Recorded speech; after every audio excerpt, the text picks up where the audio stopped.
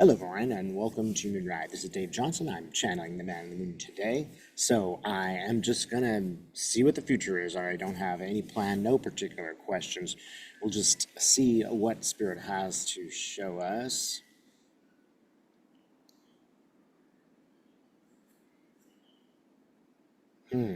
Well, I want to say there's something quite positive here.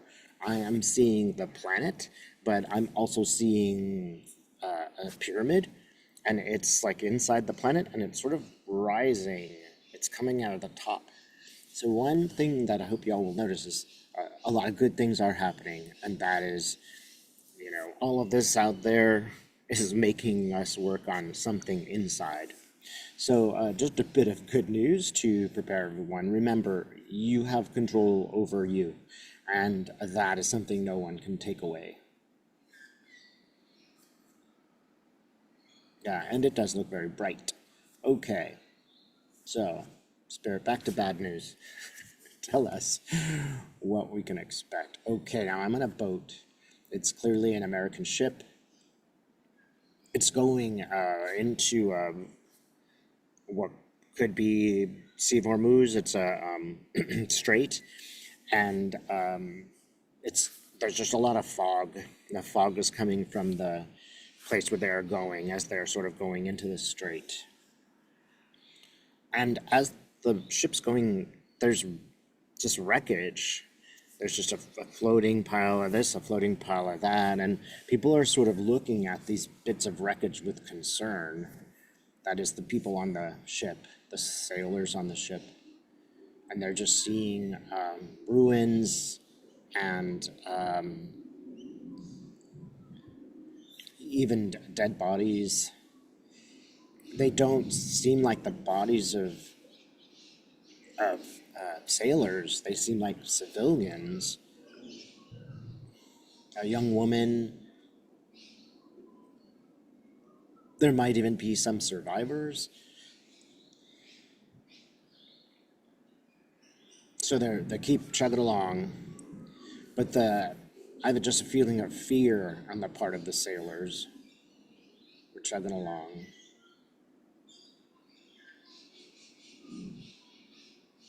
And it's still very unclear. Nobody knows where the problem's coming from. It's just foggy, and it's almost like they're looking here, they're looking there, they're looking here. They can't see anything.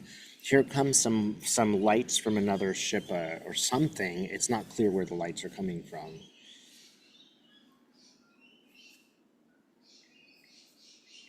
Okay, this could be a drone. It seems like drone attacks. And they have attached themselves to this ship.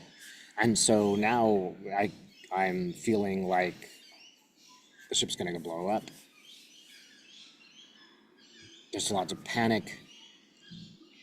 These drones it's almost like they're magnets, like they stick to the side of the ship. There's just panic and then an explosion.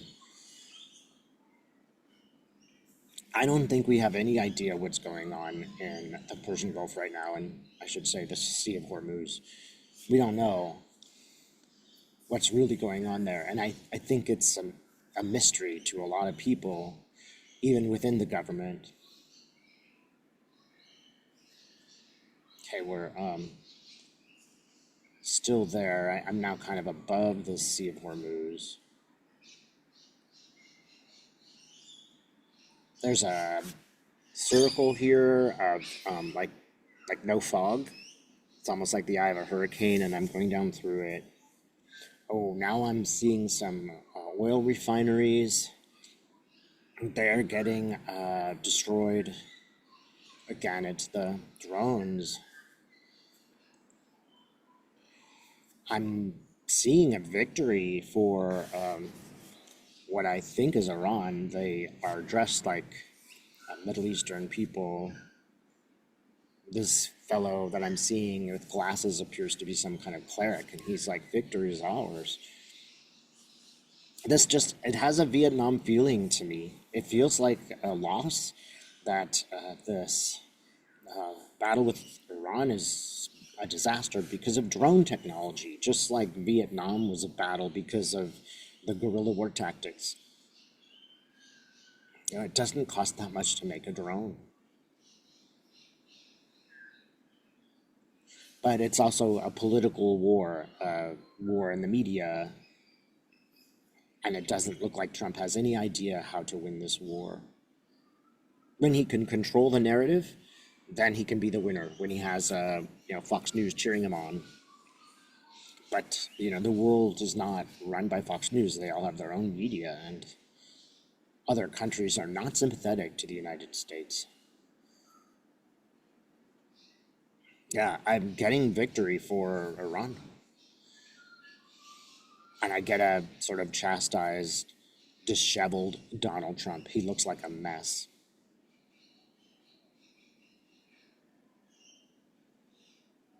And I think this is sort of a final blow for Trump. It seems like he's really losing touch with reality.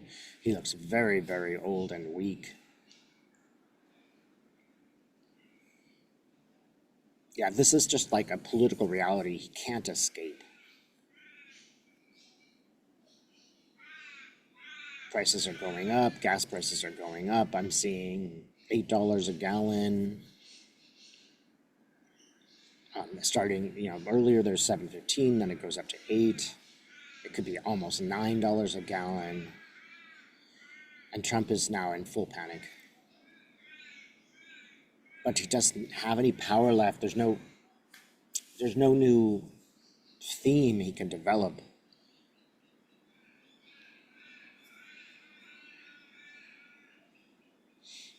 I feel like his supporters are getting angry. As I look at the sort of sea of people here, they're getting angrier and angrier. They're, it's just like anybody. It's like you buy a product and you feel like it's a total ripoff, and you want to return it, right? These people can't return the product, so they're getting mad. And it feels like revolution mad, like they've crossed a certain line of not just angry voters, but voters who are ready to retaliate, ready to act, on the verge of violence. I don't want to encourage that behavior, but it seems like this is what needs to happen for the Republican Party, at least, to do something. They have to be afraid. And that is, the leaders have to be afraid for their lives. They were afraid under Trump and of the supporters. Now this is a new fear.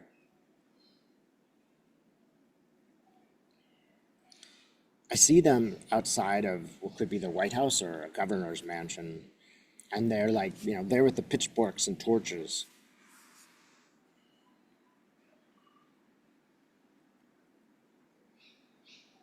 Oh, now we're at the White House. There's that fence across the White House. There they are. And Trump actually comes out to the front of the White House and he's like, hey, and people are really mad at him. They're yelling, they're throwing food.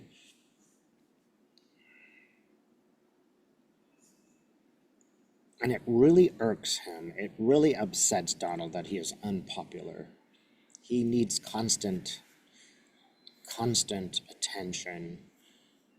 And it doesn't matter if it's good or bad attention, but attention which shames him, that's something he can't manage.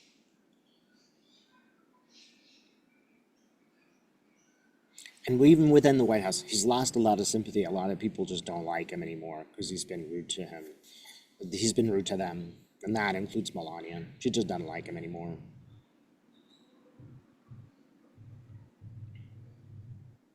I have to come to the same conclusion I've come before. I'm sitting here, there's a hospital bed.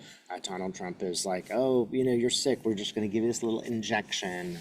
And the injection kind of makes him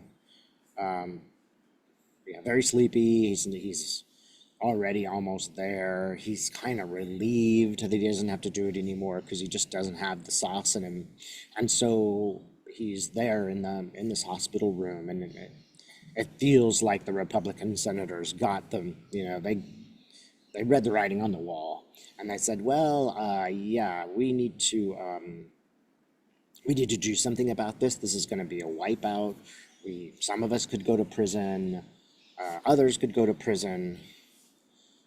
It's actually the people who are not anticipating prison who are willing to put him in the place of in the hospital, right? The prison people want him alive so they can get their, presidential pardon. These guys are looking at an election. There's not much risk to them of jail time, but they risk losing their jobs, and then they'll have to be like everybody else and deal with the inflation. So there's just two factions going on here, and the faction that is wanting Trump's pardons is reasonably small compared to the large faction of senators who don't want to lose their jobs. This is going on, by the way, at the highest levels. The people who present themselves as being Trump supporters are totally duplicitous. They're in their own way, challenging things and just setting stuff up secretly. They're wondering how we can do this. How can we get away with this such that those Trump supporters don't come and shoot us or harass us or harm people. There's a little bit of shame involved, like the senators are a little bit embarrassed that this happened. What an uncomfortable situation. Oh, wow, we really blew this one. They thought they could control Trump with flattery, and it didn't work.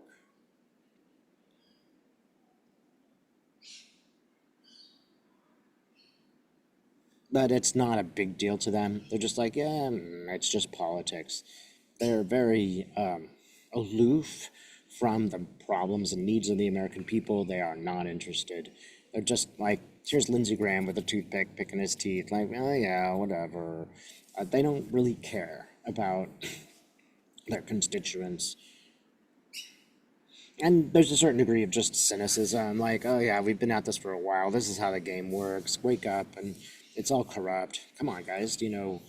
What were you thinking? It's like, hey, you don't do our job. You don't know the reality of real politic. We do. And then at some point, Trump will pass. We all know this is a fact. I'm not given the time. I feel like it's quite soon, but Trump will pass, and this will be a history story, right? But I'm wondering if we'll get to know when are they gonna sort of lock him away. Oh, Melania shows up. She's like, not soon enough. Man, am I bored of this guy.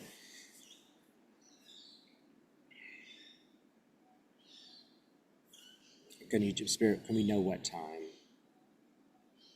Yeah, they're not going to tell me when, but something will happen in a couple of months, and that's maybe not necessarily his death, but it could be that's when he goes into a hospital and just sort of disappears from public view. This will be totally calculated. It will not be organic. Although he may be sick enough to justify what they're doing, they're only doing it to save their own shirts. They are very worried. The Congress is also worried legitimately about how this war could go. They know that he's dangerous. They know that he's asked for the nuclear codes. There's an element of righteousness within the Republican Party that is really not wanting World War III. That would not be good for business. And so there's a little bit of American hegemony will be lost. There is some practical reasons why they are really serious about doing this. And these are top Republican power brokers, people who've been around a long time, and they are seriously ready to get rid of them. Okay, look, I see again this sort of earth with the pyramid sort of popping out of it. There is a good deal of good that we can find for ourselves in regard to all the negative. Don't hesitate to really look along the positive fields of things, because it's just, these are all things you can't control. And love, being a good person, doing your best, finding others that you get along with, that is something that we can all control. And prayers for all of y'all. I know these are not easy times. Thanks so much for watching, and if you get a chance, take a look at my website. There's some useful information there. It's moonride.com/au. Thanks for watching.